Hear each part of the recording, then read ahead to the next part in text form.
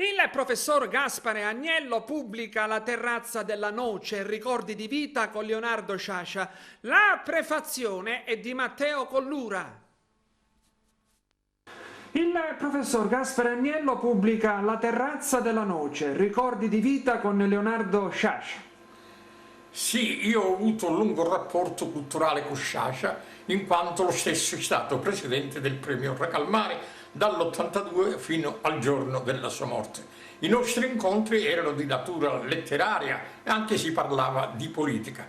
Quindi io avevo immagazzinato tanti ricordi, tanti giudizi su libri e su autori dell'ultimo scorcio di fine Novecento.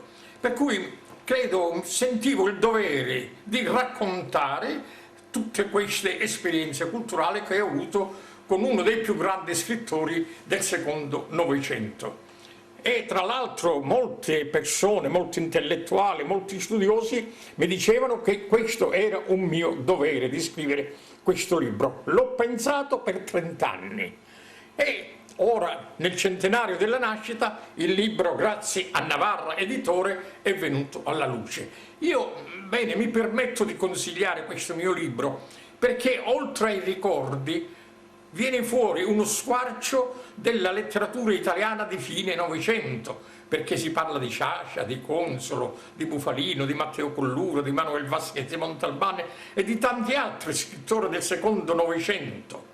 E poi in 110 pagine credo di avere sintetizzato tutto il pensiero di Sciascia, quindi con un piccolo libro, un piccolo volume, i giovani potranno conoscere Sciascia, potranno conoscere una pagina della letteratura di fine Novecento, cose che a scuola non si studiano. Quindi io ai liceali che sosterranno gli esami di maturità nel prossimo giugno consiglio questo libro perché troveranno delle cose che a scuola non si leggono. Tra l'altro l'editore Navarra ha messo un prezzo di battaglia, 10 euro, quindi il libro è accessibile a tutti e si trova in tutte le librerie o si può comprare online. La terrazza della noce, ricordi di vita con Leonardo Sciascia.